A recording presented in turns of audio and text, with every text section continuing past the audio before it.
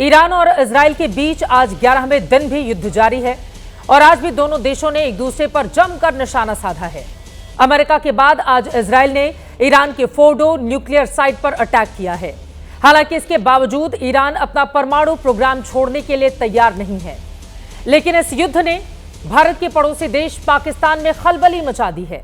वो पाकिस्तान जिसने 2 दिन पहले ही नोबेल पुरस्कार के लिए अमेरिका के राष्ट्रपति डोनाल्ड ट्रंप के नाम की सिफारिश की थी। ट्रंप के साथ मुलाकात के बाद पाकिस्तान की ओर से कहा गया कि ट्रंप नोबेल शांति पुरस्कार के असली हकदार हैं। मगर ईरान पर अमेरिका के हमले के बाद पाकिस्तान की आवाम सड़कों पर है। पाकिस्तान के लोग न सिर्फ अमेरिका और ट्रंप के खिलाफ प्रदर्शन कर रहे हैं, बल्कि पाकिस्तान की सरकार की तरफ से नोबेल के लिए ट्रंप के नाम की सिफारिश के खिलाफ भी आवाम के गुस्से से घबराई पाकिस्तान की सरकार को भी मजबूर होकर अब अमेरिका के फैसले की निंदा करनी पड़ रही है। लेकिन इसने पाकिस्तान के दोहरे चरित्र को एक बार फिर से दुनिया के सामने ला दिया है। इन सब के बीच ईरान की संसद से पारित एक प्रस्ताव ने पूरी दुनिया की चिंता बढ़ा दी है। ईरान की संसद ने स्ट्रेट ऑफ हॉर्मुज को बंद करने के प्रस्ताव को मंजूर कर लिया है। हॉर्मुज को बंद करने पर आखिरी फैसला ईरान की सुप्रीम काउंसिल को करना है, लेकिन अगर ये रास्ता बंद हुआ तो दुनिया में खलबली मच जाएगी। तेल के सप्लाई पर बहुत ज्यादा असर पड़ सकता है, क्योंकि दुनिया में 20% तेल का व्यापार इसी रास्ते के जरिए होता है। भारत पर भी इसका असर हो सकता है।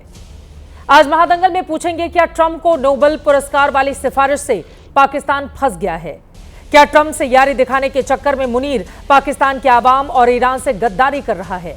क्या भारत में तेल महंगा होगा? और सवाल यह भी है कि हॉर्मुज संकट से निपटने के लिए सरकार का क्या प्लान है? कई ऐसे मुद्दे हैं जिसको लेकर करने वाले हैं चर्चा, लेकिन उसके पहले मुनीर के फैसले पर किस तरह की प्रतिक्रिया देखने को मिल रही है? पाकिस्तान में लोग कैसे अपने ही मुनीर के खिलाफ सड़कों पर हैं, आवाज बुलंद कर रहे हैं, सुनिए उन्हें।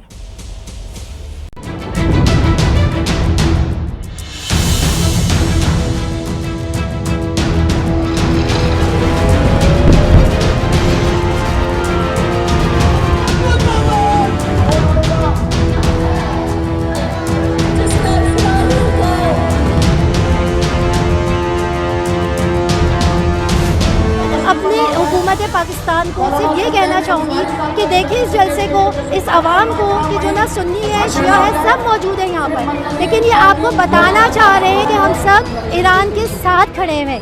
और आप इस सिचुएशन में ट्रंप को नोबेल प्राइज देना चाह रहे हैं। वो जो कहते हैं कि ये जंग ही इसीलिए की गई है कि दुनिया में अमन कायम हो, वो खुद सबसे बड़े एटमी धमाका करने वाले हैं।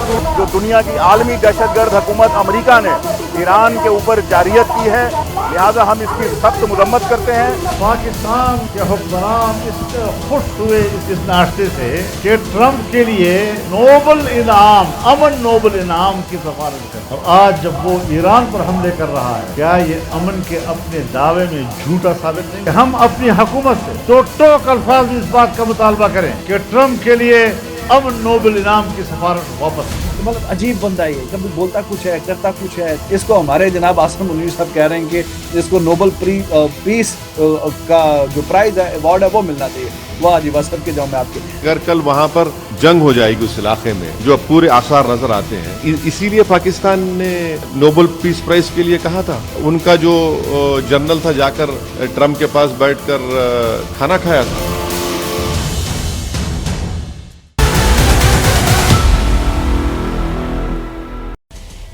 तो ईरान इजराइल की लड़ाई, लेकिन पाकिस्तान की हो रही है जग हंसाई। खुद घर के भीतर पाकिस्तान में मुनीर किस तरह से घिरा हुआ है, लोगों के बयान आपने सुन लिए, लेकिन कई ऐसे सवाल हैं जिसको लेकर हम आगे बढ़ने वाले हैं। ईरान इजराइल का ये जो युद्ध चल रहा है, कहां पर जाकर होगा खत्म? पाकिस्तान का ये जो डबल गेम सामने आ रहा है, उसे आगे आने वाले वक्त में उसका क्या हश्र होगा?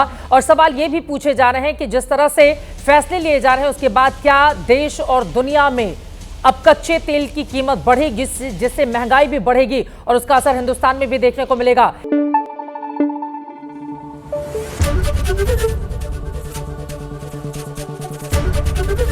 एबीपी न्यूज आपको रखे आगे।